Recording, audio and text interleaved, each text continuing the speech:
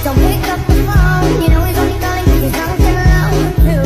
Don't let him in, no, I can't kick him out again free. Don't be afraid, you know you're gonna wake up in his bed in the morning. Baik teman-teman, di sini saya akan melanjutkan materi. Nah, pada kali ini kita akan membahas tentang keterbagian. Pada keterbagian ini kita memiliki definisi A habis membagi B. Nah, di sini dapat dijabarkan ya teman-teman. Yang dimaksud dengan A habis membagi B ini adalah B sama dengan K dikali dengan A.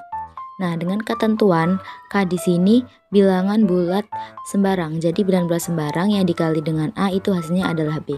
Jadi bisa disebut dengan A habis membagi B. Kita masuk ke contoh yaitu 2 habis membagi 8. Nah, kita jabarkan seperti yang di atas bahwa 8 sama dengan K dikali dengan 2. Nah, kita lihat bilangan bulat sembarang yang dikali dengan 2 itu hasilnya 8. Nah, bisa langsung mendapatkan jawabannya ya teman-teman, bahwa 4 dikali dengan 2 itu hasilnya sama dengan 8. Maka bisa disebut dengan 2 habis membagi 8. Nah, jika yang ini dibaca dengan 2 tidak habis membagi 7.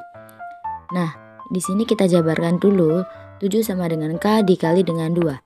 Sudah terlihat jelas bahwa di sini tidak ada bilangan bulat K yang dikali dengan 2 itu hasilnya adalah 7. Nah, jadi di sini disebut dengan 2 tidak habis membagi 7. Sekarang kita masuk ke teorema 2.1. Pada teorema 2.1 ini, jika A habis membagi B dan B habis membagi C, maka A habis membagi C. Nah, sekarang kita buktikan ya apa benar pernyataan pada teorema 2.1 ini. Nah, tadi kan jika A habis membagi B itu dapat ditulis dengan K dikali dengan A itu sama dengan B. Nah, yang ini juga kita tulis seperti pada definisi di atas tadi. Berarti jika seperti itu C sama dengan M dikali dengan B. Kenapa M? Nah, jadi dua bilangan bulat ini, bilangan bulat M dengan K ini kan sama-sama bilangan bulat, namun jumlahnya belum tentu sama, jadi kita perlambangannya kita bedakan saja. Nah, selanjutnya yang ini A habis membagi C. Ini juga bisa kita jabarkan ya teman-teman dengan cara, nah ini kan A habis membagi C. Nah, C-nya itu sama dengan M dikali dengan B. Jadi tinggal kita tulis C sama dengan M dikali B. Nah, di sini B-nya adalah K dikali dengan A. Jadi M buka kurung K dikali dengan A. Nah, ini penjabarannya. Nah, setelah itu pada penjabaran ini bisa kita simpulkan. Nah, M dengan K ini kan sama-sama bilangan bulat untuk bisa menghasilkan C dan B. Nah, jadi M dengan K ini bilangan bulatnya kita jadikan satu. Jadi M dikali dengan K baru A. Nah, dengan ini kan berarti M dengan K itu bilangan bulat. Jadi bisa kita simpulkan bahwa A habis membagi C. Nah, ini pada teorema 2.1. Sekarang kita lanjut ke teorema 2.2. Nah, pada teorema 2.2 ini, jika A habis membagi B, maka A habis membagi MB. Nah, dengan M di sini adalah bilangan bulat sembarang. Nah, sekarang kita akan membuktikan ya pernyataan ini. Nah, tadi pada definisi di atas, jika A habis membagi B itu ditulis dengan B sama dengan K dikali A. Nah, sekarang kita akan merubah ya ini ke dalam bentuk seperti yang awal. Nah, M. Nah, jadi untuk M ini kita kalikan B dengan K-nya dengan bilangan M itu. Jadi M dikali dengan B sama dengan K dikali dengan M. Nah, baru dikali A. Nah, dari sini sudah terbukti ya teman-teman tadi kan K dengan M-nya bilangan bulat. Nah, jadi langsung aja bisa ditulis dengan A bahwa A habis membagi M B. Nah, sudah terbukti ya teman-teman. Nah, sudah, kita lanjut ke teorema 2.3. Nah, pada teorema 2.3 ini, jika A habis membagi B dan A habis membagi C, maka A habis membagi B ditambah dengan C. Nah, ini sudah berkaitan ya antara bilangan ini dengan ini. Nah, langsung kita jabarkan seperti yang tadi untuk bisa membuktikan maka A habis membagi B ditambah dengan C. Caranya tetap sama, yaitu kita jabarkan dulu yang ini, B sama dengan K dikali dengan A. Nah, yang ini sama juga ya teman-teman, berarti ini C sama dengan M dikali dengan A. Nah, selanjutnya kita akan buktikan untuk maka A habis membagi B ditambah C.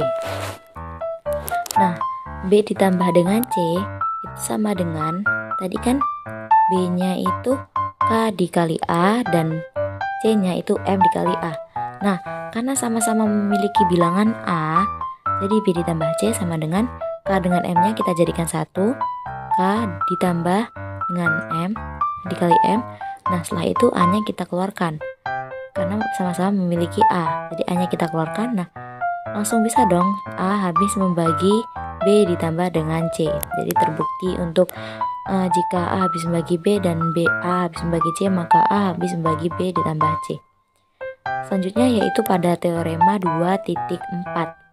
Pada teorema 2.4 ini, jika A habis membagi B dan A habis membagi C,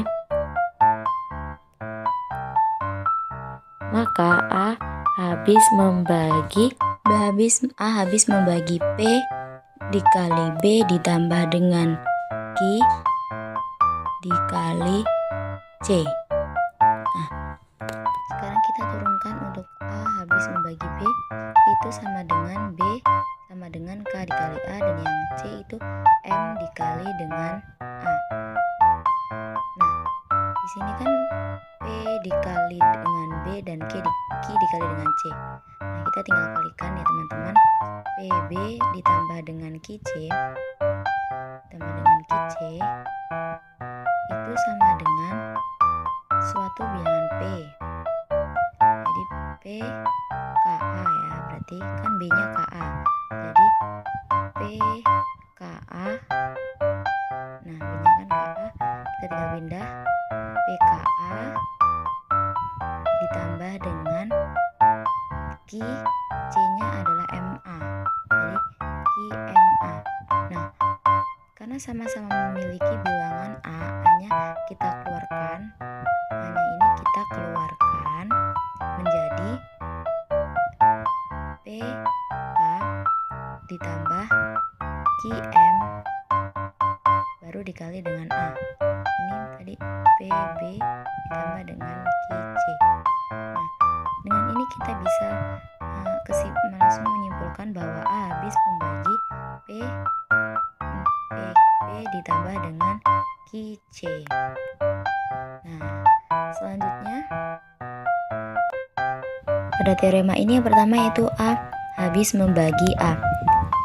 Itu udah jelas ya teman-teman bahwa suatu bilangan bulat apapun jika dibagi dengan bilangan itu sendiri maka jawabannya 1. Nah, setelah itu 1 habis membagi A.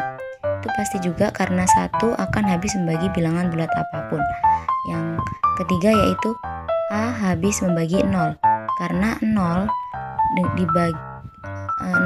dibagi dengan bilangan bulat apapun hasilnya 0.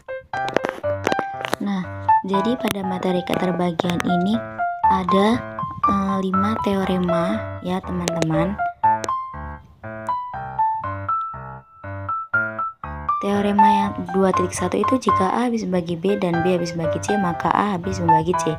Teorema 2.2, jika A habis membagi B maka A maka A habis membagi MB, suatu bilangan dikali B.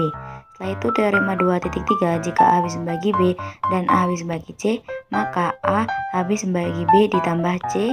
Dan setelah itu teorema 2.4, jika A habis membagi B dan A habis membagi C, maka A habis membagi PB ditambah dengan QC.